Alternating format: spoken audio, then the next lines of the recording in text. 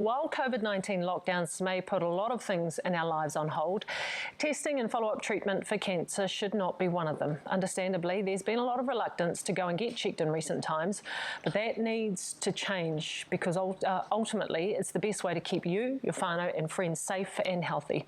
Today, 8 cancer organisations around Aotearoa are launching the New Normal Same Cancer campaign with a call to action for New Zealanders. With more on this kaupapa is Bowel Cancer New Zealand's Medical Director, Professor Frank Frizelle, along with Anna Heritage, who knows all too well how important it is to get checked. Thank you so much, morena, to you both, and thank you so much for joining us. Professor Frizelle, can I start with you? And I'm assuming there's a concern amongst cancer organisations, so walk us through what those concerns are and why this campaign is so important. Marina, on the whole, there's roughly 2,000 cancers a month diagnosed in New Zealand. When we had the lockdown last year, those cancers weren't diagnosed, and therefore they couldn't be treated. The cancer doesn't have a holiday just because we're locked up. And often people normalise their symptoms because often at the start of a cancer, the symptoms will come and go and fluctuate. So people will tend to normalise them. If their bowel's disturbed, they'll say, well, it's because I'm in lockdown and I'm eating too many chocolates or too much wine, whatever. So people can try and make out that it's not an issue. What happens, though, is that it delays the diagnosis of cancers, and with 2,000 cancers a month, plus skin cancers being diagnosed, this means that there's a huge tidal wave, a tsunami of cancers to be dealt with afterwards. And people do worse because they're not being seen early enough.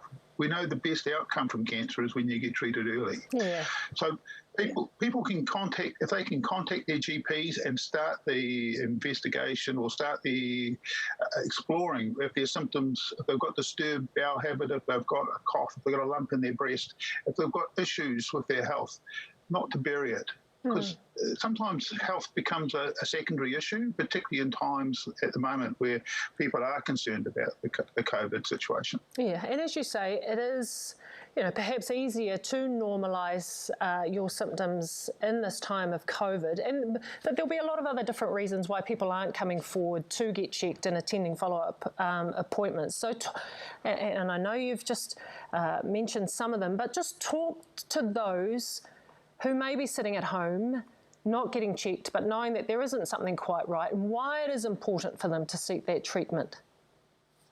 It's very important that you contact your general practitioner and explore your symptoms with them.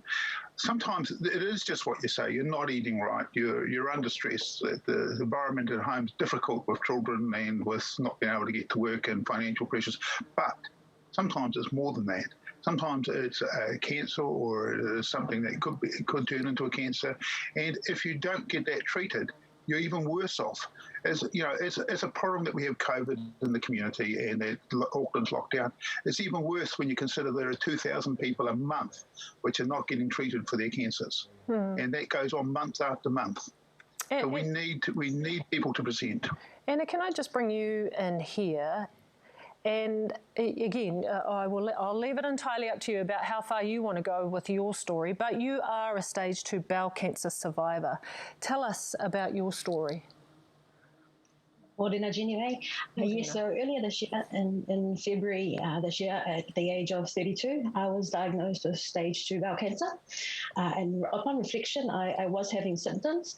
I just, as Dr. Frizelle said, I played it down. I put it down to other reasons as to the symptoms I was having. I went through a different process to get to diagnosis. It was through a random series of events. And when it was found, I was really lucky that it was stage 2 and it hadn't progressed. It hadn't spread. So I didn't have to go down the road of chemo, and I was just really lucky that it was caught really early. Yeah. There is, I guess there is some fear for people as well that if you go and present to a doctor with some of these symptoms that it might end up being the big C, right? So there's a bit of fear, there's a bit of anxiety around that. No doubt there would have been some of that for you, but talk to those who may be experiencing these things. Talk to them about getting to the GP and, I guess if it's not for them, it's for their whānau. Yeah, exactly that. Reflecting back, I had symptoms. I didn't put it together. I probably didn't even think of the big C. I didn't think it was cancer. Now that I know and I can relate it, if I had known and if I had gone to my doctor early, and I think about the experience that me and my whānau and my village we went through. It was being told, we found a tumor and we're 99% sure it's cancer. Was a journey for us all to go through. And if I could have stopped my family from going through that, I definitely would have gone earlier. So it's so important. My body was trying to tell me there's something up, but I was, putting down stress from work, other excuses I put down, and I delayed that process. And had I gone earlier, it might have been, it could not have progressed to cancer. So it's so important. If your body's telling you something, to listen to your body. If you have any symptoms, it might be the very simplest of things, but it just might be cancer. And the earlier you find it, the more treatment options there are for you, and the better the outcome.